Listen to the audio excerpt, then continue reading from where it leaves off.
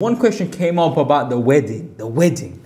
And you guys were like, you have to make a video about the wedding. Now, to be honest with you, I don't like to talk about that stuff and I don't really think it's relatable and that's not what the channel's about. But, hang on a minute, I think there is some relevance. I think there is relevance in the fact that, let's be honest, many of us when we are 24, 25, 26, we're looking to get married.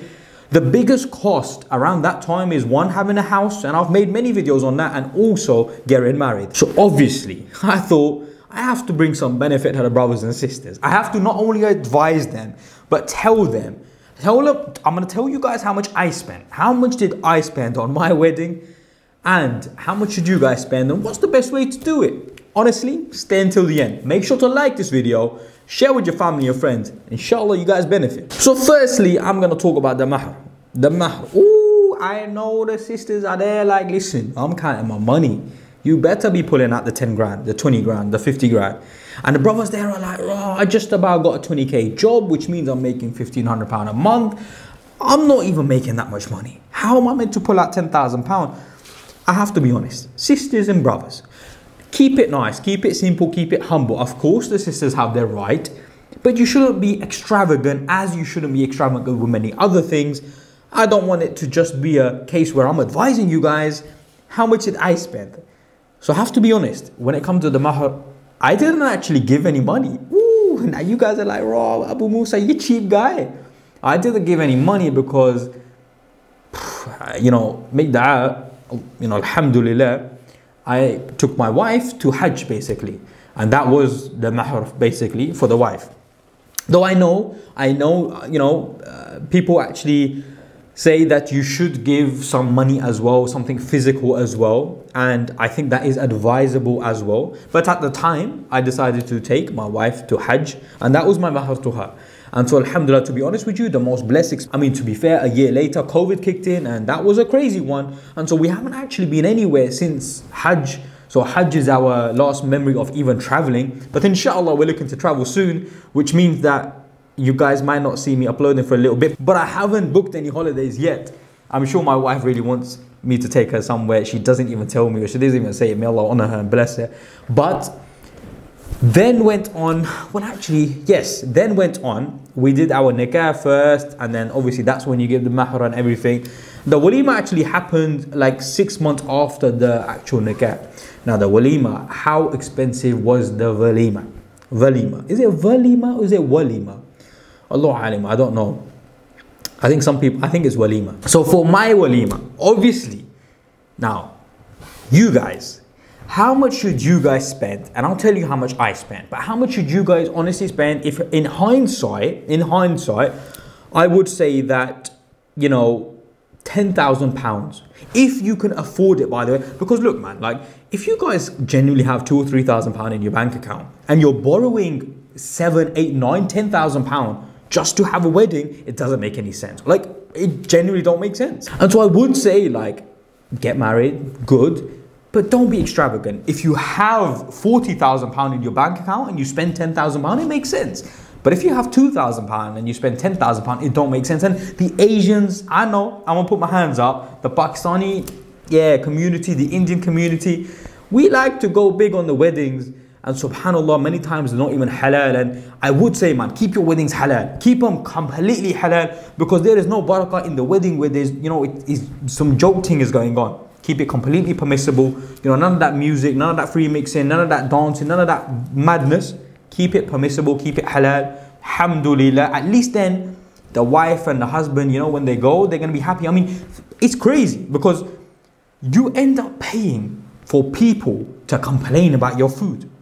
Honestly speaking, how many times have you actually had the aunties come up to you and say, the food was very nice, the food was banging, this wedding is the best wedding I've ever been to. You can't please the aunties. It's not possible. So you're spending money for people to just complain at your weddings. But if you can afford it, fair enough, go spend the money within your means, keep everything halal, keep everything permissible.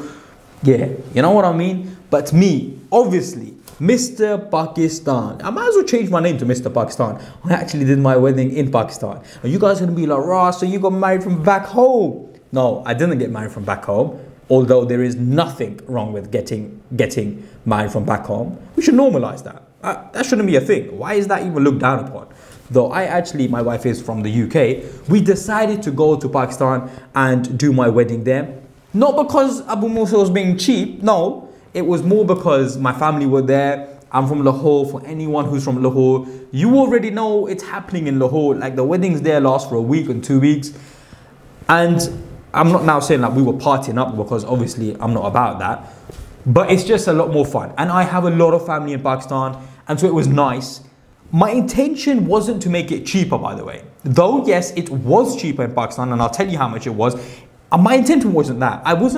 My intention was I wanted to enjoy with my family, go for a nice time, take my missus, enjoy it, meet all my family in Pakistan as well. So in Pakistan, for anyone who knows, I booked out Nishat Hotel or place in Lahore, which is very nice. Honestly, you guys will be super, super surprised.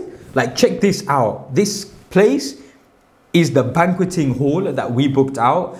And I'll be honest with you, you would look at this and you would think, yeah, this is from the UK. And the crazy thing is, it's not from the UK, it's in Pakistan, it's in Lahore. So look, it was obviously a very nice place, but because it was in Pakistan, it ended up being a lot cheaper than maybe if it was in the UK. Though obviously we spent tickets to go like to Pakistan, and my ticket 500, mum and dad, cousins, the ones that did come and the ones that couldn't come, fair enough. But they obviously had to spend their money. So yeah, it does add up.